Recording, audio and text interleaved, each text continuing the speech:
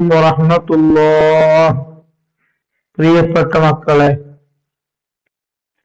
3-ാം ക്ലാസ്സില് ദുറൂസുൽ ഇസ്ലാമിലെ 1-ാമത്തെ പാട്ടിലെ 5-ാം പാഠത്തിന്റെ തദ്രീബാത്തിലാണ് നമ്മളുള്ളത്.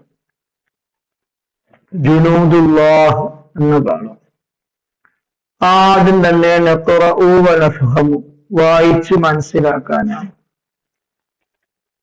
മീകാൽ എന്ന് ആ പാട്ടില് പറഞ്ഞില്ലേ, അത് മീകായിൽ അലൈഹിസ്സലാമാണ്. മീകായിൽ 2 പേരിൽ അറിയപ്പെടും, മീകാലി, മീകായിൽ. നംലഉൽ ഫറാഗ്, വിട്ട ഭാഗം പൂരിപ്പിക്കുക. ഇവിടെ മലക്കുകളുണ്ട്, ഇവിടങ്ങൾ ഇങ്ങനെ എഴുതി കൊടുക്കുക. മലക്കുകൾ പ്രകാശം കൊണ്ട് സൃഷ്ടിക്കപ്പെട്ടു. മലക്കുകൾ വിവിധ രൂപം പ്രാപിക്കാൻ കഴിയും. മലക്കുകൾ പുരുഷന്മാരോ സ്ത്രീകളോ അല്ല. മലക്കുകൾ മലമൂത്ര വിസർജനം ചെയ്യില്ല. മലക്കുകൾ വിശപ്പും ദാഹവുമില്ലാത്തവർ.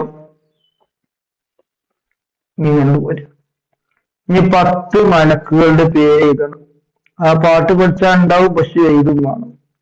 അത് കാണാതെ പഠിക്കും വേണം. ജിബ്രീൽ അലൈഹിസ്സലാം, ഇസ്റാഫീൽ അലൈഹിസ്സലാം, മുൻകർ അലൈഹിസ്സലാം, മുൻകർ അലൈഹിസ്സലാം, വഖീബ് അലൈഹിസ്സലാം, മാലിക് അലൈഹിസ്സലാം, മീകാൽ അലൈഹിസ്സലാം, അസ്റായീൽ അലൈഹിസ്സലാം, നകീർ അലൈഹിസ്സലാം, അതീദ് അലൈഹിസ്സലാം, റിദ്വാൻ അലൈഹിസ്സലാം. ഇനി ഉത്തരം പറയാനാ. എന്താ ഉത്തരം പറയുന്നത്? ഉത്തരം ഇത്: മലക്കുകളും മനുഷ്യരും തമ്മിലുള്ള വ്യത്യാസങ്ങൾ എന്തെല്ലാം? മനുഷ്യരെ സൃഷ്ടിക്കപ്പെട്ടത് മണ്ണ് കൊണ്ടും മലക്കുകളെ സൃഷ്ടിക്കപ്പെട്ടത് പ്രകാശം കൊണ്ടുമാണ്. ഉത്തരം ഓക്കെ. ഇനി വേറൊന്ന്: എന്തിനാണ് ജിബ്രീൽ അലൈഹിസ്സലാം നബി സല്ലല്ലാഹു അലൈഹി വസല്ലമയുടെ സദസ്സിൽ വന്നത്? എന്തിനാ വന്നത്? ജനങ്ങൾക്ക് ദീൻ പഠിപ്പിക്കാൻ വേണ്ടി. ചോദ്യം 3: നബി സല്ലല്ലാഹു അലൈഹി വസല്ലമയുടെ അടുത്തു വന്ന ജിബ്രീൽ അലൈഹിസ്സലാമിന്റെ രൂപം എങ്ങനെയായിരുന്നു? അപരിചിതനായ ഒരാൾ യാത്രയുടെ ലക്ഷണമോ ക്ഷീണമോ ഇല്ല,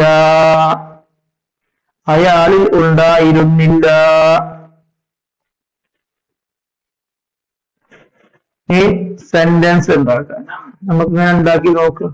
പ്രാപിക്കുക എന്നൊരു വാക്ക് കിട്ടിയ ഒരു സെന്റൻസ് ഉണ്ടാക്കണം.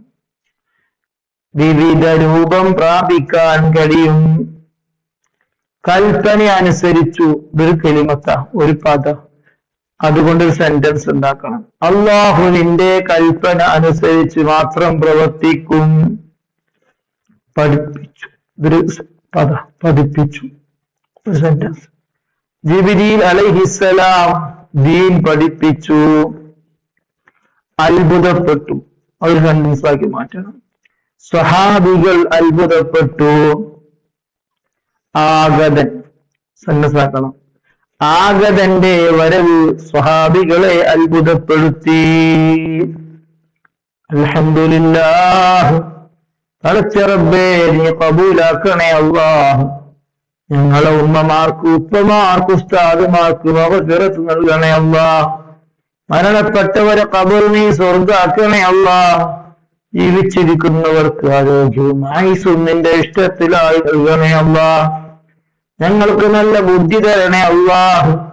ഓർമ്മ ശക്തി തരണേ അല്ലാഹ്. അപകടങ്ങളെ തൊട്ടും മാറാത്ത രോഗങ്ങളെ തൊട്ടും ഞങ്ങളെയും ഞങ്ങൾക്കുള്ളവരെയും നീ കാക്കണേ അല്ലാഹ്. അസ്സലാമു അലൈക്കും വറഹ്മത്തുള്ളാഹ്.